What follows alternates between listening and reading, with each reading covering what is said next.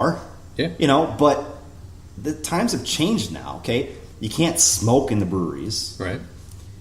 People aren't going there to get freaking wasted. They're going there to have a beer or two and probably eat a growler and then go home or hang out with their families. That's it. Yep. It's not like it was back in the 80s. Yeah, and that's why we like to do our podcast there when we get a chance, because it's a family atmosphere. Exactly right. As much as it is going to a bar. Yep. So Dave Stevens, what was on the cruise yesterday? Did you have any good beers on the cruise, or was it just Mick Golden Light? No, it was kind of your basic bar. No, so I had a Mick Golden Light. I think I also had a Miller Light later on. Oh wow! They had I think there's a full bar, so people are having their gin and tonics, but it was nothing crazy, nothing to speak of as far as a craft brewery angle. So that's too bad. I had I had the prime rib, which was adequate, but I'd recommend the experience. It was out of Treasure Island, the marina, and it was $25, and you get a 2.5 hour cruise on the Mississippi. Was it free beer then? No, it wasn't free. It was a cash or credit bar. Okay. But I'm just saying, you get dinner, a good dinner. I'm not going to say it was great, but a good dinner and a 2.5 hour cruise on the Mississippi for $25. Yeah, you really can't beat that. So, good. It's funny, guys, that we're talking more about beer right now because the United have looked like shit the past 2 games. Slow down a little. I'm going to back you up a little bit. Shit would be a good word for last night. Last night's game, yes. The United managed to finally earn a point on the road for the first time since March. I understand that. Their first draw on the road. But we need more than just a point. This is the problem right now. I agree. You're right from a playoff perspective. Mm-hmm. Out of 2 games, granted, what the opponents were good teams, but you would hope for better than a point out of 2 games. But that's what they got. Just a quick update here, guys. You're probably hearing the ice cream man right now ice cream lady, because for whatever reason she's coming by today on a Sunday. She's actually driving slow today, which is interesting because usually she drives super fast. I'm surprised your daughters haven't ran out of here to chase it down. I'm not shocked because they know she drives way too fast. I swear, I'm telling you guys, this is a funny story. Every time she comes by, it's super fast. And by the time the girls are like, hey, some money? And I'm like, yeah. She's like 2 blocks away. It's ridiculous. Yeah, that's not a good business plan. No, back in the day, you grew up in Apple Valley. I did, yeah. I grew up in Apple Valley in Lakeville. The ice cream people there, they go slow, wouldn't they? Absolutely. Exactly right. I got to admit, though, I'm a little out of sorts because that's the first time I've actually seen an ice cream truck or van drive by. Well, because you live in like a townhouse neighborhood. Exactly, yeah. You don't live in like a, suburb. And Sterling, you're from Wisconsin, so was the cheese curd truck that came by? Yeah. That would be assumed, but I never saw that, and that's unfortunate because that's a really good idea. A cheese curd truck? Yeah. Cheese curds and beer truck. Yeah, that's a fantastic business model. Might have to keep that in my back pocket. We should get rid of the podcast and do a cheese curd and beer truck. I bet we could get some support for that. We probably could. But, bringing it back into soccer, and Tony, you're right. As a whole, in the last 2 weeks since we last recorded episode 11, you're not happy with the overall performance. But I'm telling you what, basically last week, after last weekend, I was feeling optimistic. Yeah. As a fan, and because they managed to get that 1 point out of LA, and just that gives you some hope going into the next game. Hey, can they do it again? Can they maybe get a win on the road? It just gives you a reason for hope. And it all came crushing down. But my issue, Dave, and it's great that they got the tie last week. And I'll preface this by saying I haven't watched the last 2 games because I've had some other stuff going on. But my hope was that they'd at least get a point out of LA. And then last night, my hope was at least get another point, if not 3 points, because we need to start making some headway to get into the playoffs here. Right. We can't keep doing this whole have a good week and then have a terrible week. We can't keep doing this back and forth shit. Yeah, and it's been that way, kind of all season. You have some hope and then they crush it. Mm-hmm. But what makes it worse is the fact that it's the same issue over and over and over. Yeah. You have, I think there are 3 issues that we have on defense. It's we cannot pressure the ball. Yep. For whatever reason, we can't communicate with each other. Yeah. And there's an IQ issue. Okay. If you look at the goals from LA, we've got Ibrahimovic and Alessandrini. I mean, what?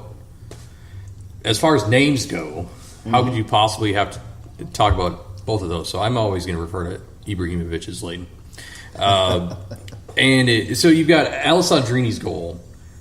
Again, when? The 7th minute. Yeah. I mean, how in the world do we have we're the only team, I bet, that allows a consistent goal in the first 10 minutes. It's a broken record. It's every time. Yeah. And within 10 minutes, within 5 minutes, we're behind. It's just even at home, it's like that. Well, it's almost like, to me, the goal within the first 10 minutes, it's almost like they talk about the strategy they're going to do before the game. And they come out for that first 10 minutes, and they're all kind of just screwed in the head. They just don't know what the heck's going on. And then the opponents score a goal, and then they kind of decide, now we should play a game now. Right. We should do something. Yeah. And like you, Dave, I was watching the game live on TV, and just the first goal we're talking about, LA Galaxy's first goal. And I was watching it live, and I saw what happened and watched the goal. And like Miller, it was Miller's mistake. But I honestly went back and watched that replay at least 4 or 5 times afterwards because I wasn't convinced it was all Miller. But you said it. Yes, Miller made a mistake, but you brought it up. It was the communication that was the issue. He didn't know where his fellow defenders were going to be. Yeah. Right. He had no idea. And so he didn't know what to do, and so what are you going to do? You're stuck. Yeah. Yeah, and the funny thing is he did the same thing basically on both goals that game. And he fell off. Alessandrini's coming down the right flank. He meets him, forces him to pass it off to Slayton, and he falls off because he's not communicating with his teammates. Mm-hmm. And Calvo comes in, challenges Slayton. Slayton has to pass it back to who else? Alessandrini, because Alessandrini comes back around behind Slayton when Miller decided to continue down to the end line. Sure. And so what's going to happen? Well, you all of a sudden have Alessandrini just run right through the middle of the field. And, Warner was terrible. He barely even attempted to do anything. Mm-hmm. And he had a perfect shot. I mean, you can't do anything about it. Miller was ball watching. Kalman and Boxall were too concerned with Kamar's run into the box to pressure Alessandrini in it. Yeah. Alessandrini had a wide open goal. Now you go into the second goal, and guess what happens? Dos Santos moves toward the center of the pitch. He comes back around, passes it to Leggett. There's Miller. Instead of taking on Leggett, he worries himself with the run of, I believe it's Romney, down the side. Romney is no threat whatsoever to this play. Why Miller fell off of Leggett is beyond me. He's not communicating with Schuler. Schuler's running in from behind the play already, so Schuler has no play other than to commit a yellow. Mm-hmm. So what's going on? I mean, there was absolutely nothing. Calvo attempted to block the shot, but I mean, he was in no position to do that because it should never have gotten that far to begin with. Yeah.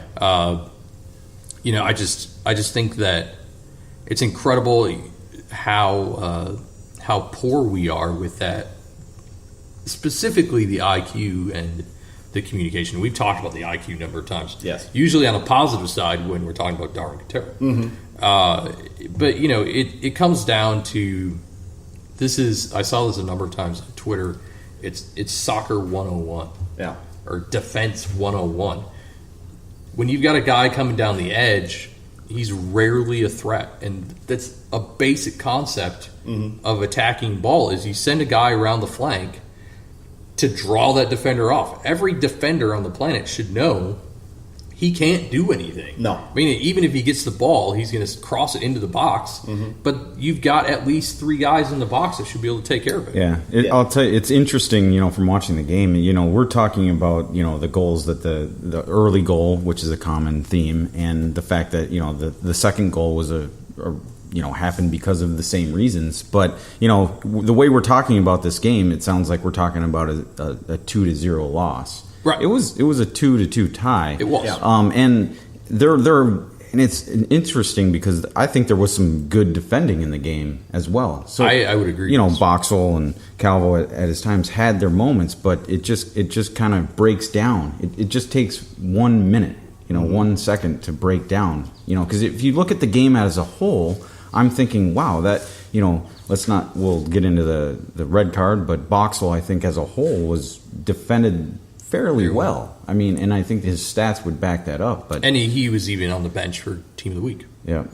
He deserved it. He was very good. And, I mean, Kelman was also extremely good. He probably took the brunt of Zlayton's play, and he kept him quiet. Zlayton didn't have a goal. He technically had an assist, but again, that goes back to Miller.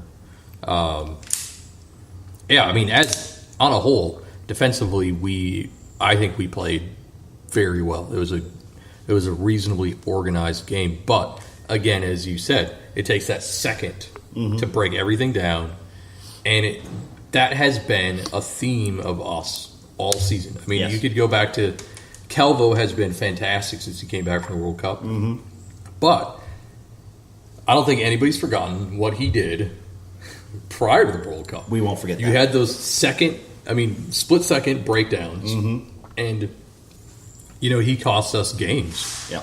But that's the way it goes with this team. So maybe we should talk some positive. Yeah. Aside from the overall defending and the positive, we had 2 goals, as Dave pointed out. It was 2-2. We got our first point. Yep. My notes, I just simply put Quintaro as the man. Yes, and both goals. You can go into detail, but both goals were very entertaining to watch. I thought. Oh yeah, pretty beautiful goals. Yeah, and my big thing with Quintaro is, so he's on the left side. It's his weak foot. Dos Santos, a Barcelona man, is sitting there. He's protecting him. He's like, okay, now you're on your weak foot. I'm going to just push you out, force you to use your left. And Quintaro takes like 2 steps, floats in a perfect pinpoint cross with his left foot, completely beating Dos Santos right to Boxall's head for a header. I mean, and Boxall's first goal, MLS goal. Yeah. And he couldn't mess that up. No. Not where DQ placed it. I don't think that Quintaro has a weak foot. I think people think he has a weak foot, but I think both his feet are excellent. That's a good point. He's probably pretty strong on both feet. Yeah, theoretically, his left is weak. Yeah, theoretically it is, but I mean, his left being as weak is like, I mean, it's probably better than my right foot. My right foot is my strength. Right. Come on, I mean, the guy. If you were doing ratings, if you're doing FIFA ratings with Darwin, his right foot would be like 99, and his left foot would probably be like 88. Right. I mean, he's great with both. And that ball, it wasn't off a corner kick. I mean, it was outside the box. It was a well placed corner.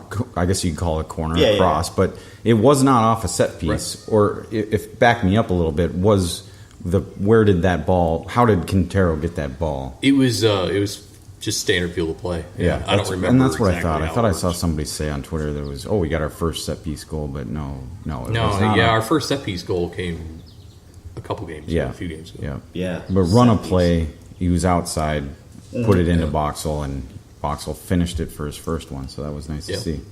But again, so we're at that point, because I didn't watch the game, guys. Yeah. So at that point, we're down 2-0, right? Yes. No. And that was 1-0. Yeah. Okay, we tied it. Okay. Which is another positive, that we must talk about. Yeah, because we did. Yeah, the way we started out talking about this game was that we talked about the negatives. We talked about the fact that we gave up 2 goals that perhaps we shouldn't have. Especially looking at the entire 90 minutes, there was some good defending there. Yeah. So we started talking about the 2 goals we gave up, but when in fact, yes, we gave up a goal, but we got the equalizer. Got it back, yeah. Gave up another goal and equalized again. Mm-hmm. So I guess there's getting the point we did, the way we did it was actually pretty impressive. And